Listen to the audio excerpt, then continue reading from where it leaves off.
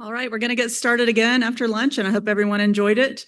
I'm very excited to introduce Dr. Drew Kern. Dr. Kern is one of our movement disorder specialists here at the University of Colorado. He did his medical school here as well, and then did his movement disorders fellowship under the directorship of Dr. Anthony Lang at the University of Toronto.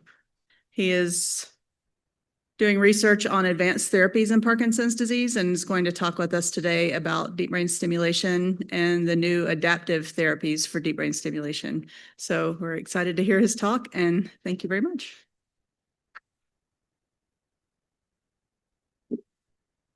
Thank you all for attending today. We're going to talk about adaptive deep brain stimulation. These are a list of my disclosures. As you know, I have relations with most of the companies that produce advanced therapies. I think this is important. This way we can advocate for our patients about what we need to bring into the clinic, as well as also with our research endeavors. These are our objectives today. The main point about today is to kind of demystify a lot about what is adaptive DBS. It's also known as closed loop deep brain stimulation. We're going to review what are local field potentials. That's a key component to understanding what is, quote, closed loop deep brain stimulation. We'll also review briefly some of the information about adaptive DBS, some of the applications, and then what we've thus far learned about adaptive DBS at CU.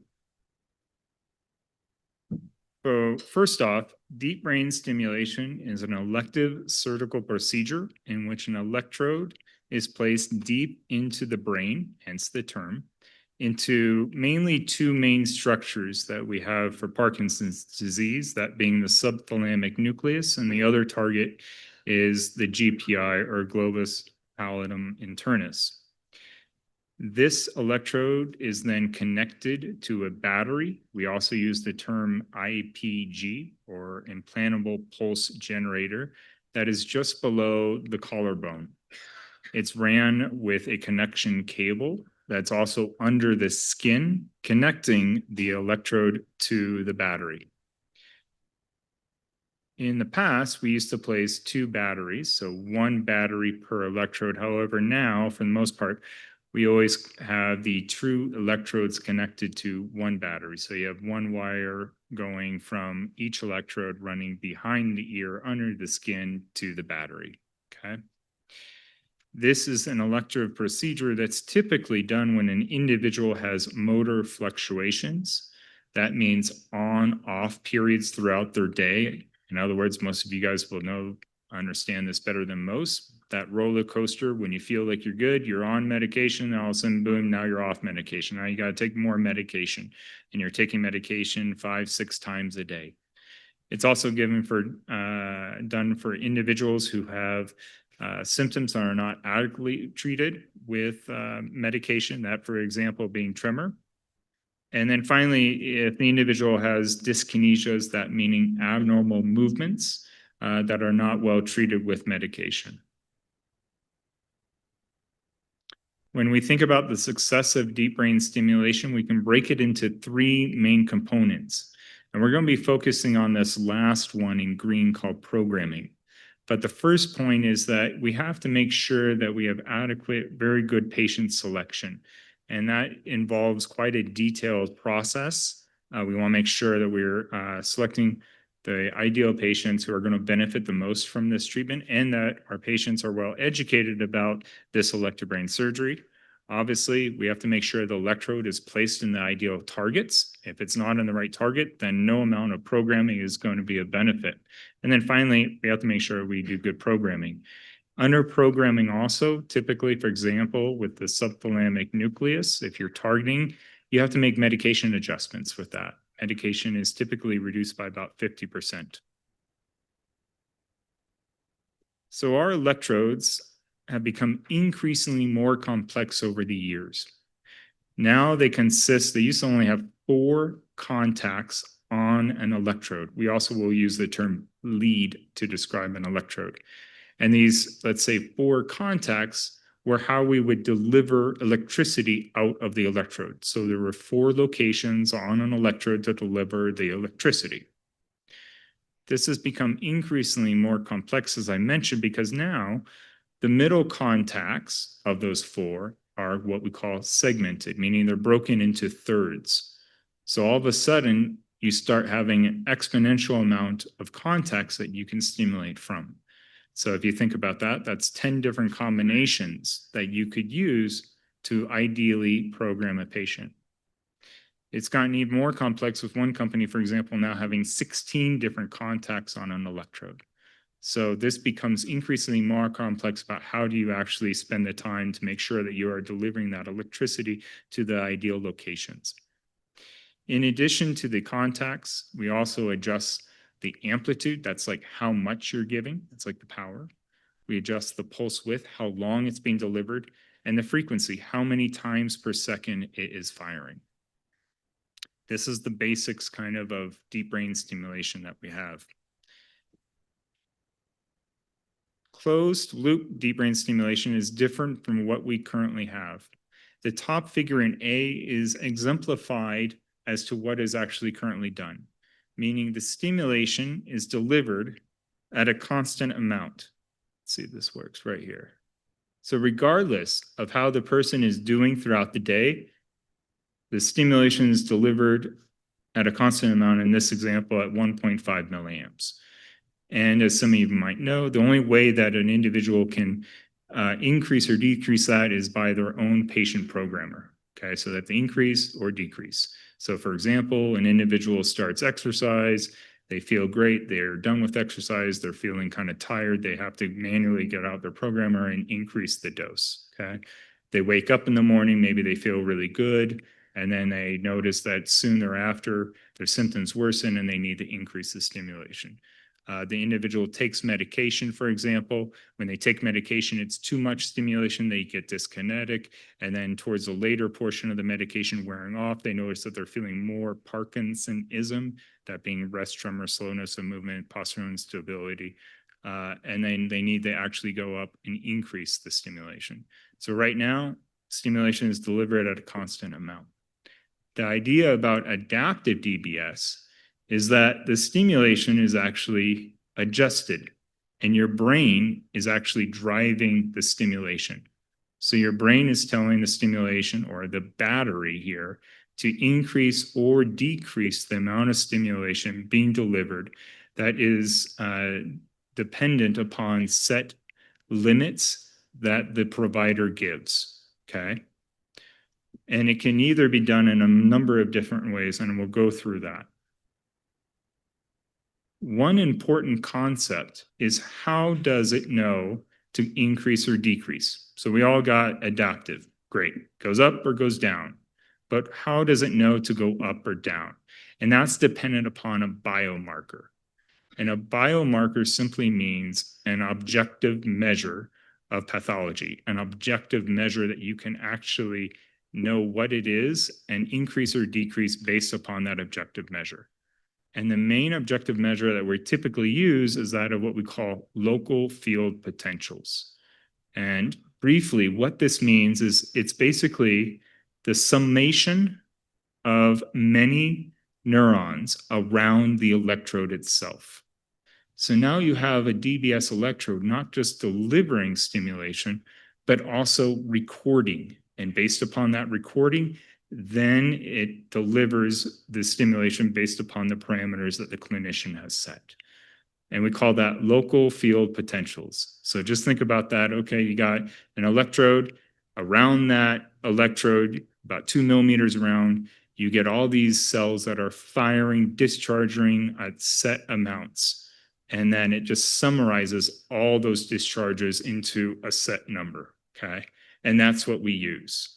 And we'll cover what that means. And what we're looking at is what is the firing rate of these summed neurons, okay? So cells fire at many different rates, okay?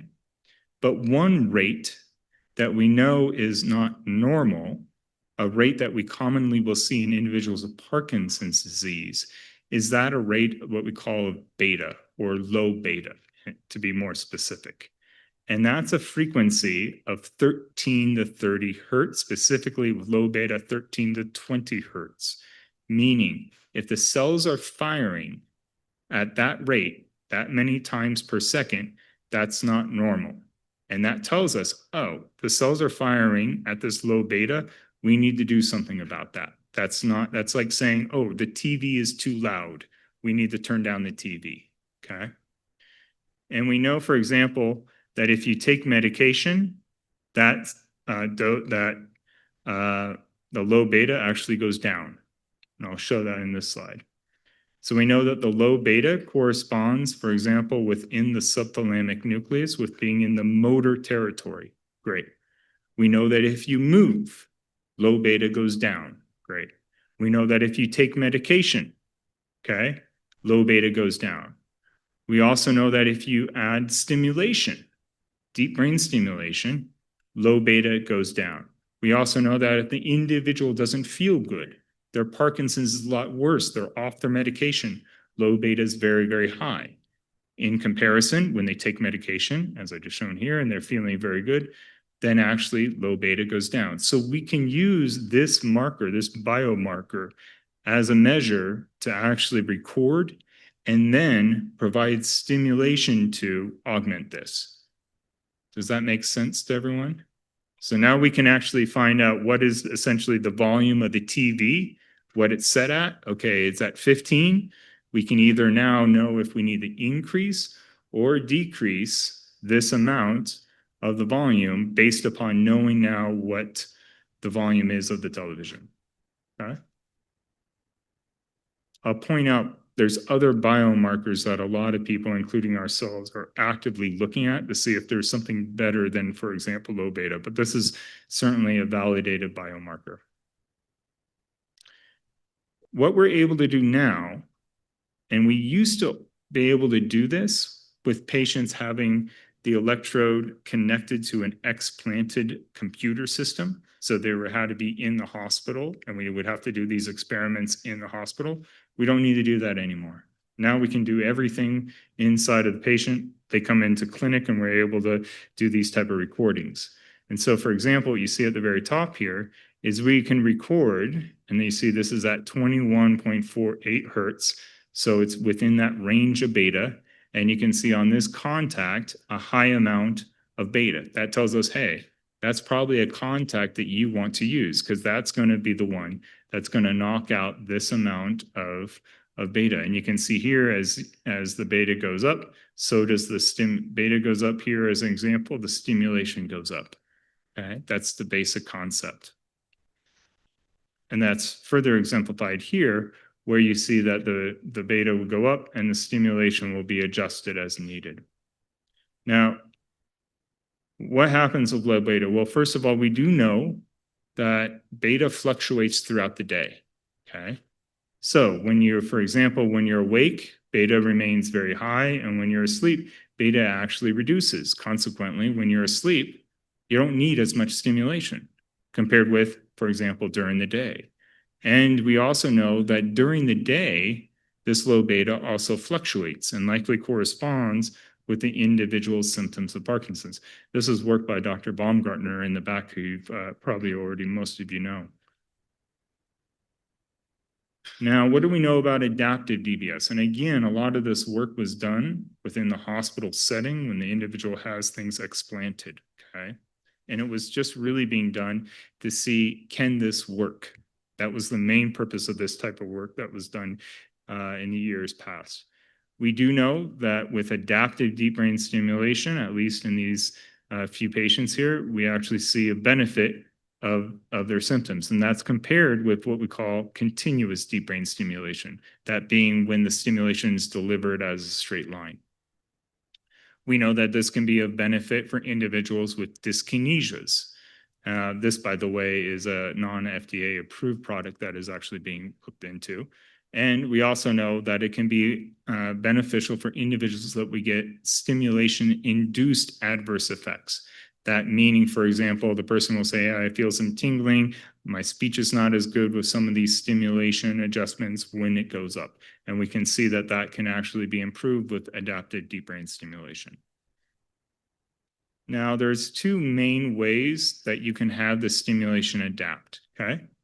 You can have it either increase or decrease within set limits. In other words, hey, the amount of beta is very high. Consequently, the stimulation needs to go up. Hey, the beta is very low. Consequently, within the set parameters, the stimulation needs to go down, okay? And we use the term dual threshold for that, okay? That's being able to increase and decrease within a set limit, okay?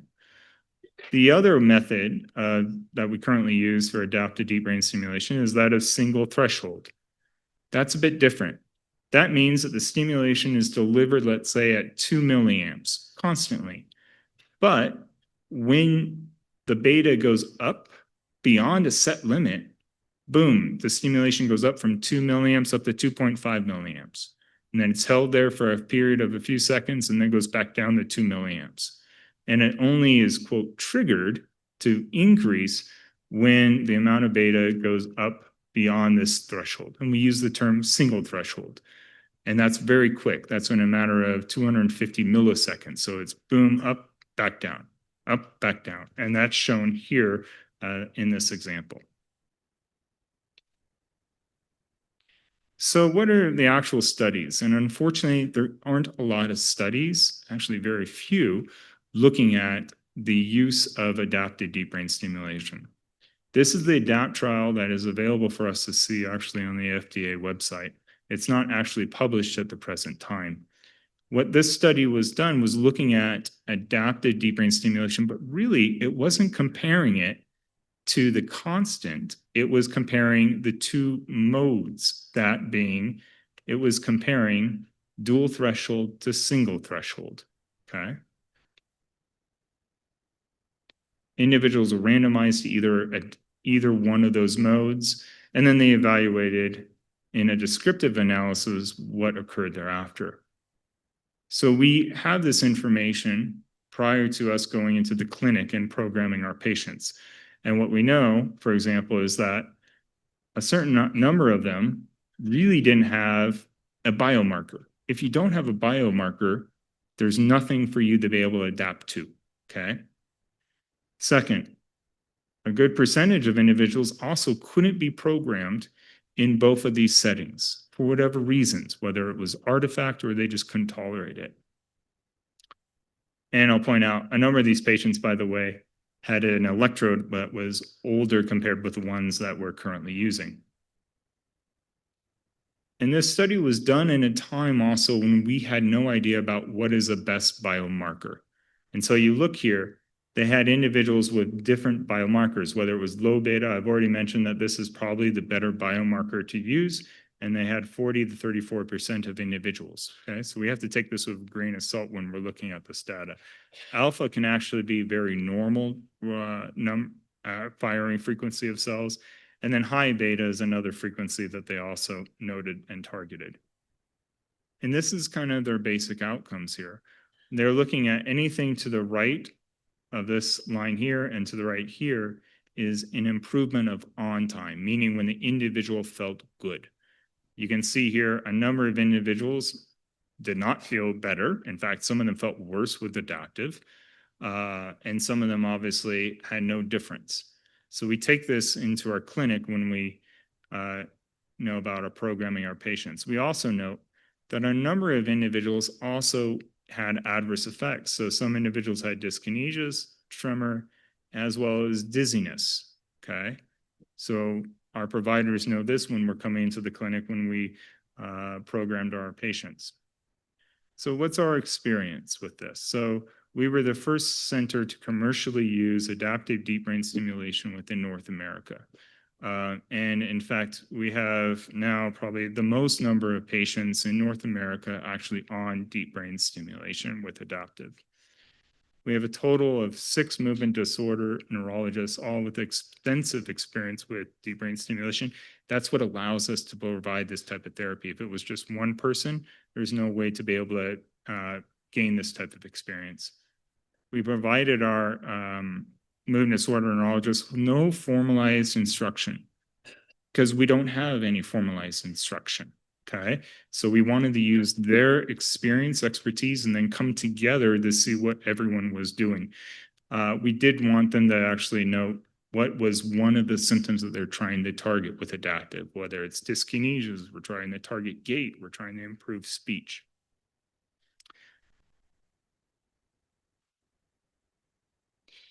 I'll point out that there was one other reason why adaptive deep brain stimulation was able to be commercially available, and that's because now we have what we call unipolar recordings, okay?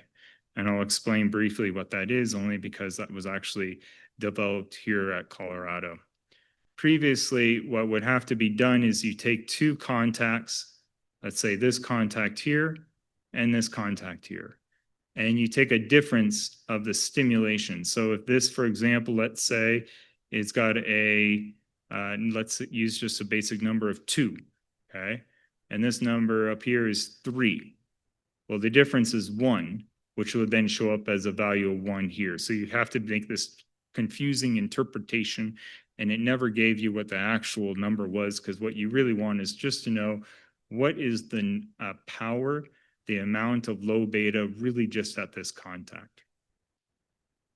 So Dr. Thompson and myself, along with the engineers at Medtronic, worked very hard in actually developing this type of technology that now can just show us purely what is the value, for example, at this contact 2 with regards to, as you see here, this amount of low beta, and you see here, this is like a microvolt peak, we say, of about, just about 6. So that tells us that this is a good contact to actually use and to record off of to know if we need to increase or decrease the amount of stimulation. So this was technology that actually allowed this to become available commercially. And I'll just point out, this is a nice example of why this technology that we developed here was so important. So you have what previously was able to be done, and you can tell there's no way if you're using a biomarker are you going to be able to probably get it completely correct. But now that you have something that's much more clean, you know that, oh, look at 2C. That's the contact that we want to record off of, and that's the contact that we want to actually use in our programming, as well as be able to use as a nice biomarker for adaptive.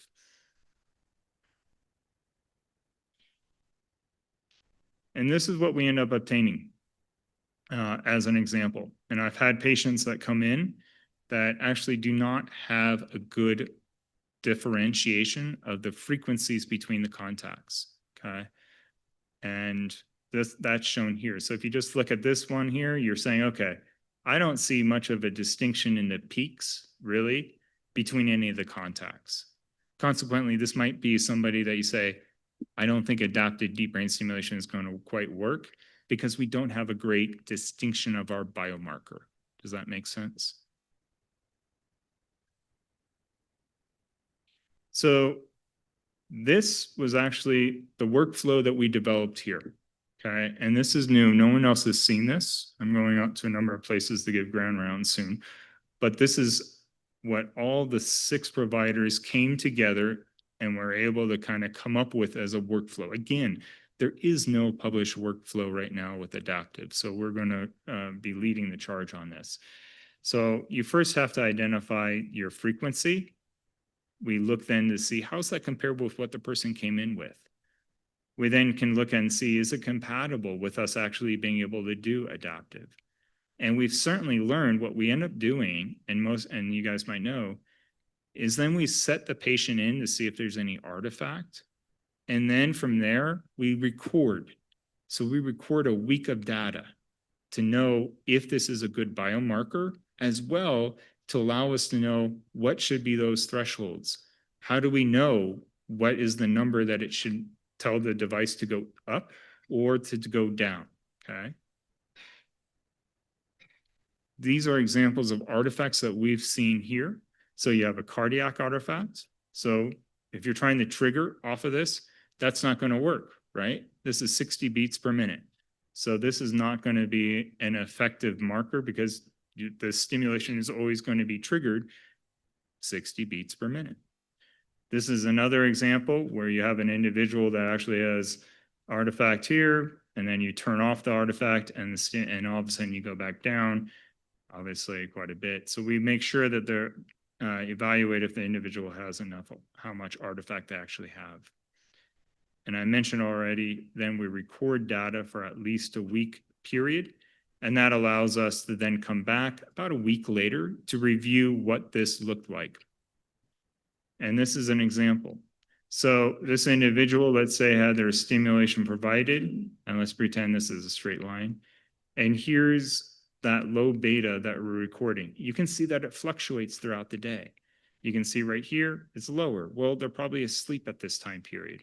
This person's probably a night owl and stayed up until about midnight or so, and probably was only getting about 6 hours of sleep.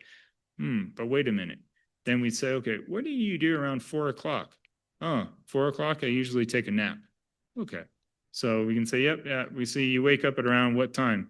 Oh, maybe about 7-ish. Okay, so that's a long nap. So in actuality, you're getting 6 hours plus another 3 hours. So we can actually see this now in real time.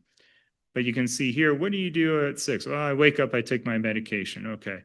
You take your medication again around 10 o'clock? Yeah, it's about right. Around 10 o'clock, I might take my medication again. And you're probably doing pretty good. Well, I do pretty well, but I get a little dyskinesia. Yeah, I bet you get around dyskinesia. You get dyskinesia around 11 o'clock or so? Yeah, I get some dyskinesia around 11 o'clock.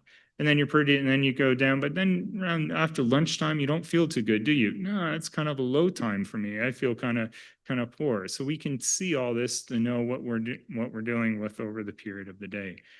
This allows us to know what should be these levels. Okay. So you can say, yep, this level right here looks pretty good. So if it goes above this amount, stimulation should go up. This is probably set too low. We want to increase this to be somewhere around here because stimulation is never going to go down. This is an example of what we're using over the week period when we're doing these recordings. We'll set the person up in either dual threshold and single threshold, and we're looking at that data as to why. And it's important to look at not just one day. We've certainly learned that. We have to look at data for a week. And this is a one individual recorded on the 7th, and then his recordings on the 8th. And you can see here, the beta remains fairly consistent throughout that day. But look, nothing's changed. But all of a sudden, boom, the beta goes up.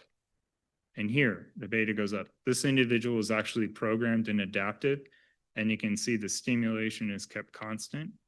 When the beta goes up, boom, all of a sudden the stimulation has increased, it's gone back down, the beta has gone up again, and it's increased again.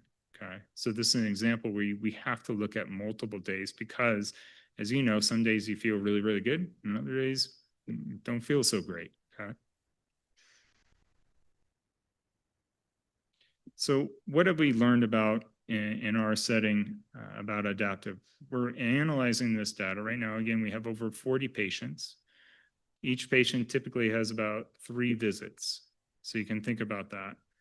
And the number of visits that we've had, that's about over 120 to 150 data points to look at. So it's a lot of data that we're going to be analyzing over the next month here. Typically, with all 6 providers, it's about 3 visits to kind of get somebody set up in adaptive. That first visit, again, is just setting those limits so that we can record and relook at the data. The second visit will set the person up in either dual or single threshold or maybe both. And the third visit, typically the providers are adjusting the thresholds. So they're how high it triggers or how low. The visits range in duration. I'll tell you the first visit is 90 to 120 minutes. Okay. I'll point out that this was typically in the beginning.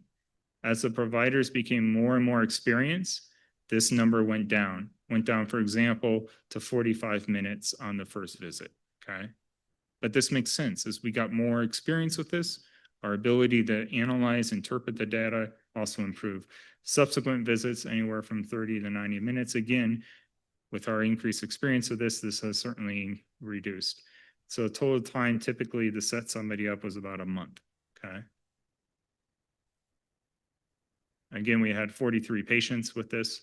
And these are the symptoms that we noted individuals to be tried for with adaptive. speech. Typically, this was speech that was impaired when the stimulation was too high. So I like the stimulation.